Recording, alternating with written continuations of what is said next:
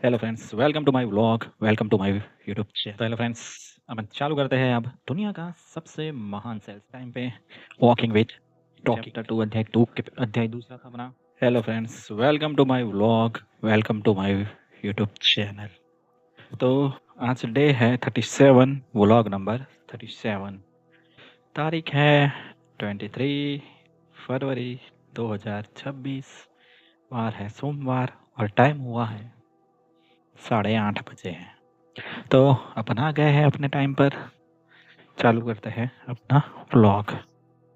तो hello friends, अपन आ गए हैं अपने वॉकिंग टाइम पे, वॉकिंग विद टॉकिंग। तो अपन ने देखते ही देखते 37 वीडियो पे पहुंच गए हैं और व्लॉग 30 सॉरी शॉर्ट्स 34 या 35 पहुंच गए हैं। और देखिए चांद आ गया है। वेलकम बैक मून, 3 दिन से आ रहे हैं आप, बहुत ही मिस कर रहे थे आपको। तो मोहन जी, कैसा लग रहा है आपको हमारे व्लॉग में आने के बाद? कुछ नाराज हो गए थे हमसे, लेकिन अब वापस आ गए हैं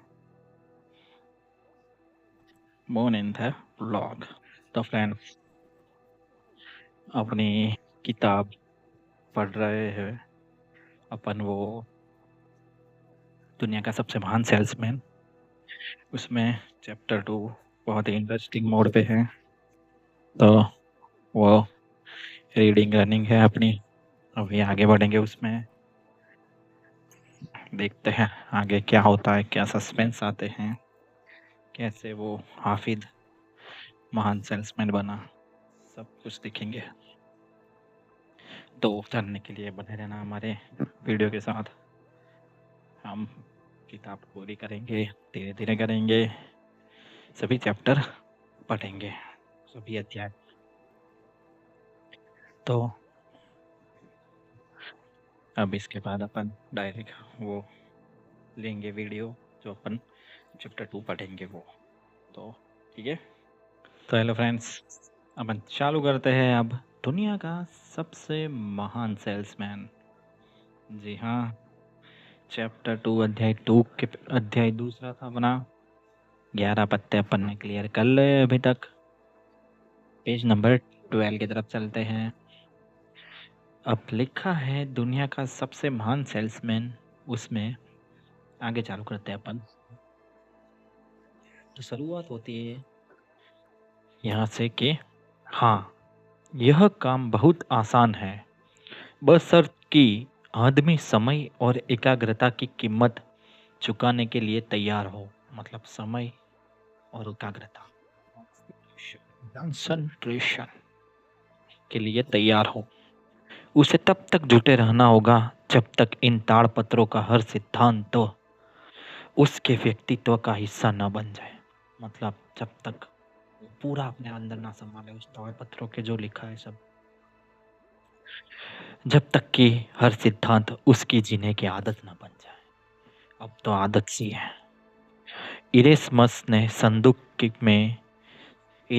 संदूक में हाथ डाला और एक ताड़पत्र उठाया। उसने हाथ डाला और एक ताड़पत्र उठाया। अपने हाथ में इसे सावधानी से पकड़े हुए उसने हाफिज से पूछा, मुझे माफ कीजिए मालिक, परंतु मेरे मन में एक सवाल आया है। मैं यह पूछना चाहता हूँ कि अगर यह सिद्धांत इतने अनमोल हैं, तो आपने इन सिद्धांतों को किसी और को क्यों नहीं सिखाया? मतलब उसने क्वेश्चन पूछा हाफिज को, जबकि कुछ लोगों ने तो आपकी जीवन भर सेवा की है।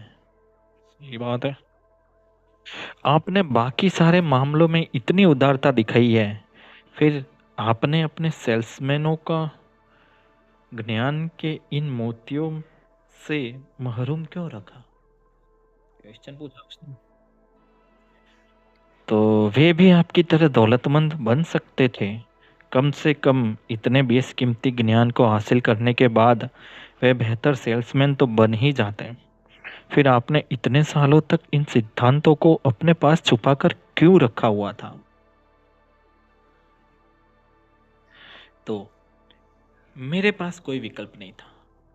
हाफिज ने कहा उसके पास कोई विकल्प नहीं था। कई बरस पहले जब इन पाड़ पत कई बरस पहले जब इन ताड़ पत्रों को मेरे हवाले किया गया था, तब मुझसे यह वादा लिया गया था कि मैं इनके रहस्य को सिर्फ एक आदमी को बताऊंगा। मतलब उसको भी ये शर्त रखी गई थी कि ये सिर्फ एक इंसान को ही बता सकता। इस अजीब शर्त का कारण क्या था? इस अजीब शर्त का कारण क्या था? थोड़ा सा कैमरा यूं कर लेता हूँ मैं, बराबर है। तो बराबर क्या था यह मैं आज तक नहीं समझ पाया हूँ। मतलब वो अभी तक नहीं समझ पाया है। फिर भी मुझसे जो कहा गया था मैंने वही किया। मुझसे यह कहा गया था कि मैं इन ताड़पत्रों के सिद्धांतों को अपने जीवन में उतारूं, और जब मेरे लिए इनका काम खत्म हो जाएगा तो इसके बाद एक दिन मुझे कोई ऐसा आदमी मिल जाएगा जिसे इन ताड़पत्रों का मार्गदर्शन और मदद की उतनी ही ज़रूरत होगी जितनी मुझे अपनी किशोरावस्था में थी।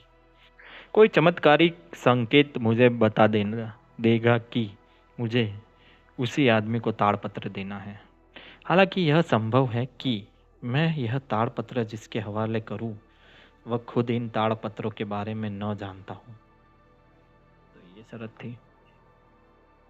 मैंने बहुत इंतजार किया है और इस दौरान मैंने इन सिद्धांतों को अपने जीवन में उतारा है। मतलब सारे सिद्धांत उन्होंने उतारे हैं।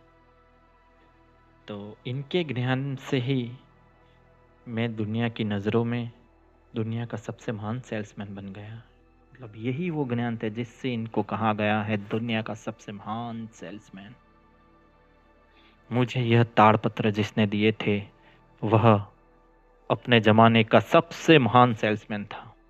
इरेस्मस, शायद अब तुम्हारी समझ में आएगा कि मेरे कुछ काम तुम्हें अजीब क्यों लगते थे। मेरी कुछ बातें तुम्हारी समझ में क्यों नहीं आती थी।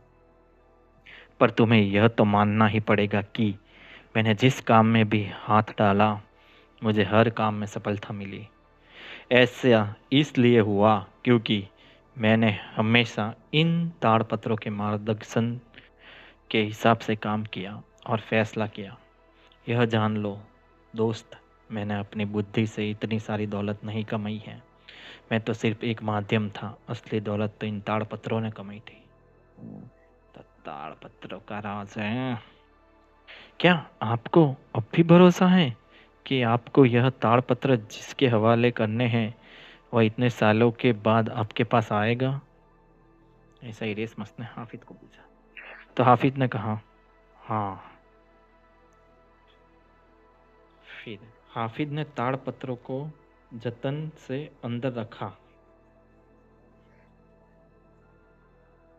और संदूक को बंद किया। तो उसने ताड़पत्र अंदर रखे और संदूक को बंद कर दिया। उसने धीमी आवाज में घुटनों के बल बैठे बैठे कहा, क्या तुम मेरे साथ उस दिन का इंतजार करोगे इरेस्मस? मतलब उसने इरेस्मस को क्वेश्चन पूछा कि तुम वेट करोगे मेरे साथ? तो खंजाची ने यह सुनकर हाफिज का हाथ थाम लिया। इसके बाद वह कमरे से बाहर चला गया, जैसे उसके मालिक ने उसे आंखों ही आंखों में ऐसा करने को कहा हो। हाफिज कुछ देर तक संदूक के पास खड़ा रहा और फिर वह वहां से चल दिया। पूरब दिशा से हवा सीधे बूढ़े आदमी के चेहरे पर आ रही थी। हवा में झीलों की खुशबू थी और उसके पार के रेगिस्तान की भी। दमिश्क के अपने महल की छत पर खड़ा खड़ा वह मुस्कुराया। उसे कुछ बीती बातें याद आ गई। तो यहीं पे चैप्टर 2 पूरा होता है। अध्याय 2 समाप्त होता है। कल अपन अध्याय 3 यानी चैप्टर 3 की शुरुआत करेंगे। तो चैप्टर 2 पूरा हुआ। अभी तक अपन 14 पेज पढ़ लिए, 14 पेज पढ़ लिए हैं इस किताब के। कल अध्याय 3वां होगा, पेज नंबर 15। तो दोस्तों यहीं पे खत्म करते हैं इस चैप्टर को। तो good night, sweet dream, have a sweet dream. जय श्री कृष्णा। अच्छी नींद आए, अच्छी नींद आए। Okay, bye bye bye bye bye bye. Okay, bye bye.